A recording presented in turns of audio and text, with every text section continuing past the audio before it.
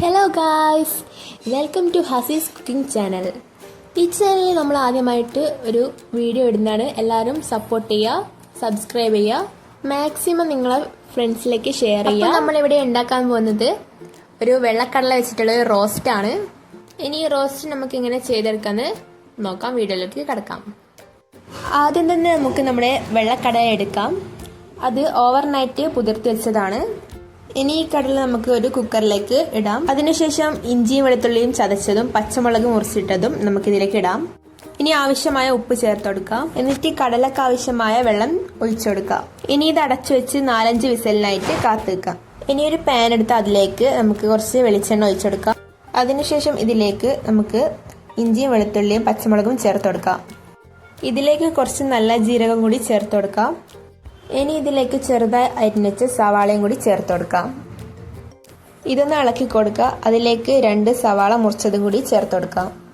ഇതൊരു ചെറിയൊരു ബ്രൗൺ കളറായി വരുമ്പോൾ നമുക്കിതിലേക്ക് പിരിയമുളക് പൊടി ചേർത്ത് കൊടുക്കാം. ഇനി ഇതിലേക്ക് ഒരു 1/4 ടീസ്പൂൺ മഞ്ഞൾപ്പൊടി ഇട്ടെടുക്കാം. 1 ടീസ്പൂൺ മല്ലിപ്പൊടിയും കൂടി ഇട്ടെടുക്കാം. മിക്സ് ചെയ്ത് ഇതിലാവശ്യമായ ഉപ്പും കൂടി ചേർത്ത് കൊടുക്കാം. ഇനി ഇതൊന്ന് വഴറ്റി ഫ്ലെയിം ഓഫ് ആക്കുക. അതിനുശേഷം ചൂടാറാൻ വേണ്ടി ചൂടാറിയ ശേഷം ഒരു മിക്സിയുടെ ജാറിലിട്ട് അരച്ചെടുക്കാം. അതിന് കുറച്ച് വെള്ളവും കൂടി ചേർത്ത് അരക്കാം. ഒരു പാൻ എടുത്ത് അതിലേക്ക് നമുക്ക് കുറച്ച് വെളിച്ചെണ്ണ ഒഴിച്ചെടുക്കാം. അതിലേക്ക് നമ്മൾ അരച്ച് വെച്ചിരിക്കുന്ന പേസ്റ്റ് ചേർത്ത് കൊടുക്കാം.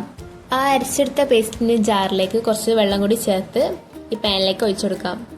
ഇനി ഇതിലേക്ക് കുറച്ച് കുരുമുളകിന്റെ പൊടിയും കൂടി ചേർത്ത് കൊടുക്കാം. ആവശ്യമായ ഉപ്പും കൂടി ഇതിലേക്ക് ചേർത്ത് കൊടുക്കാം. ഇനി ഇതിലേക്ക് നമ്മുടെ വേവിച്ച വെള്ളക്കടലയും കൂടി ചേർത്ത് കൊടുക്കാം. ഇനി ഇതിലേക്ക് കുറച്ച് പഞ്ചസാരയും കൂടി ചേർത്ത് കൊടുക്കാം. ഇത് നല്ലൊരു ടേസ്റ്റ് കൂടി കിട്ടും. ഇതൊന്ന് നന്നായി ഇളക്കി ഒരു 5 മിനിറ്റ് നേരത്തേക്ക് അടച്ചു വെക്കാം. അതിനുശേഷം ഇതിലേക്ക് കറിവേപ്പിലയും കൂടി ഇട്ട് കൊടുക്കാം. ഇനി ഇതൊന്ന് റോസ്റ്റിന്റെ പരുവത്തിലാകുന്നവരെ നമുക്ക് വെയിറ്റ് ചെയ്തിരിക്കാം. അപ്പം നമ്മളെ വെള്ളക്കടല റോസ്റ്റ് ഇവിടെ റെഡി ആയിട്ടുണ്ട്.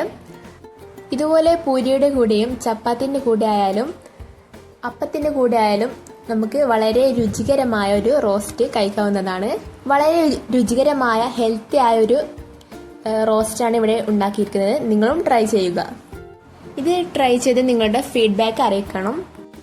അപ്പം നിങ്ങൾ ഈ വീഡിയോക്ക് ലൈക്ക് ചെയ്യാൻ മറക്കരുത്. കൂടെ തന്നെ നിങ്ങളെ ഫ്രണ്ട്സ് ആൻഡ് ഫാമിലിക്ക് ഷെയർ ചെയ്ത് സപ്പോർട്ട് ചെയ്യുക. അപ്പം നിങ്ങൾക്ക് ഈ വീഡിയോ ഇഷ്ടമായാൽ സബ്സ്ക്രൈബ് ചെയ്യുക, ലൈക്ക് ചെയ്യുക, ഷെയർ ചെയ്യുക, കമൻറ്റ് ചെയ്യുക. ഇനി അടുത്ത വീഡിയോയിൽ കാണാം. ബൈ.